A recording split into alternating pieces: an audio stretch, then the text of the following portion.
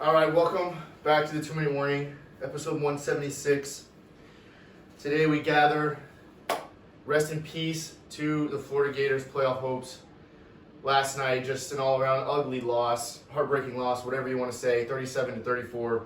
We fell short to an LSU team, missing some key guys on defense, including their best cornerback, Derek Stingley, starting a true freshman quarterback in Max Johnson. And of course, coming into this game 3-5, everything was lining up for the Gators to win, and they didn't, Greg. What happened last night? What happened was the Gators got cocky. The Gators came in there arrogant. I expected this game to be close. I didn't expect us to lose this game, but I figured it was kind of a trap game for the Gators. And that's exactly what happened. The Gators came out. Defense, of course, as has been the problem all year, was sluggish. Really let us down last night. Kyle Trask throwing 2 picks certainly wasn't helpful. It was just all around poor execution on, I think, all sides of the ball. Yeah. I think even Dan Mullen probably came into this game feeling really cocky, feeling really arrogant. Those guys were, I feel like LSU was just an afterthought. You could tell on the field, all those guys were just looking forward to the SEC championship. Next week against Alabama, yep. Yeah, and, you got to play the teams that are in front of you. You can't just, look over the small teams. That stuff happens, way too often in college football where teams aren't, they're caught lacking, they're not paying attention to the task at hand, and then you just get embarrassed in your home turf by a rival who beat you last year. Yeah, 2 years in a row.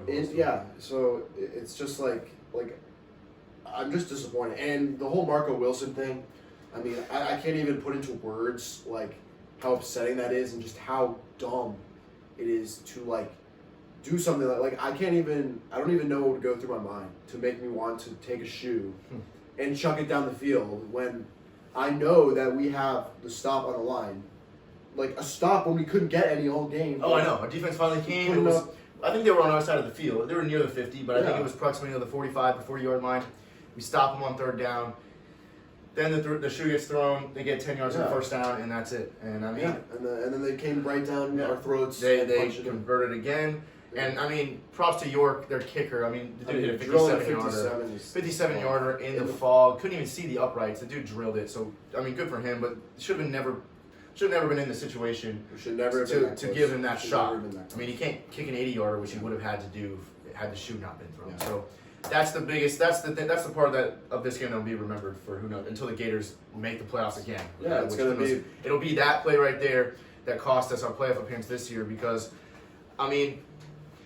I'm with you. I think a lot of Gators players, including possibly Dan Mullen, were overlooking this game in anticipation for next week's SEC championship game, which is now not as big of a game. And watch us come out next week and win when it still can't get us into the playoffs. I don't know.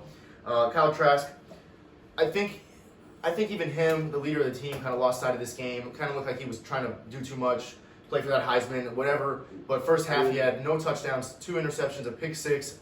We were trailing at half, 24-17. At no point, against Vanderbilt, Kentucky, who else have we played in that stretch that wasn't very good? Tennessee, we started off slow in the first quarter, and then it took off. This game, we were slow basically the entire game, and it cost us. It cost us the game. They were just playing from behind the whole time, and I'll give credit to Kyle Trask, though. Dude was the only reason we were in that game late. Oh, yeah, for sure, 100%. That last drive, we got 23 seconds, we got the ball, touchback.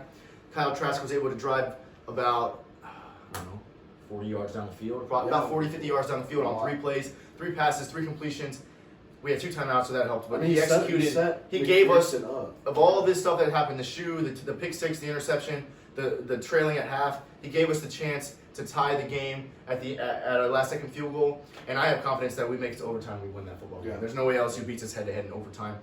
But he gave us the shot, 51-yarder, and McPherson just pulled it a little bit left, a guy that's possibly one of the best kickers, or possibly the best, definitely one of the best kickers in college football, and he just pulled it a little bit left. We lost the game on a missed field goal.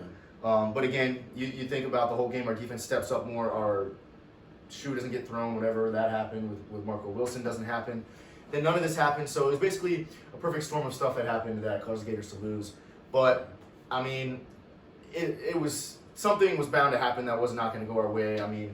Just with playing teams like Kentucky and Tennessee poorly, I mean, it was bound to bite And us. we in were the just final getting game. by. Yeah. I mean, I kind of, like I said, I figured it would be a trap game. But Yeah. like, I And just, even if we could somehow won that game on a field goal tie, then we go to overtime. yeah. We got to play that way against LSU. What's going to happen to us next week? I mean, I don't know. I mean, if we come out any close resembling how we played against LSU, We're gonna getting lose by our 4 ass scores. handed to Yeah, us we're gonna by lose by 4 Alabama. scores. By 4 scores, yeah. easy. So, I mean, absolute heartbreaker last night. Gators lost. I mean, I guess it's, I don't know if it's mathematically impossible, but as far as I'm concerned, our playoff hopes are gone. That's the worst part. I just don't see how you throw.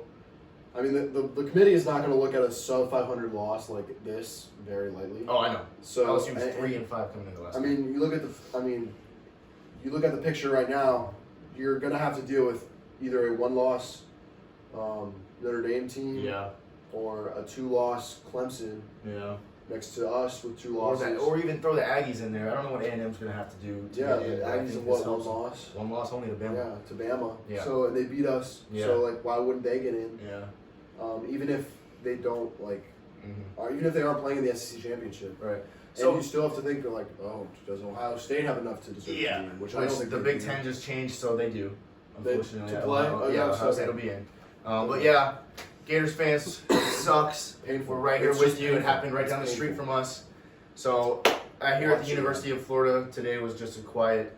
Solemn Sad. Day. It's a solemn day, dude. Yes, exactly. So Gators fans, comment below whether or not you think that we still have a chance to make the playoffs. And comment if Marco Wilson should be kicked off the team because Thanks for watching. he deserves it.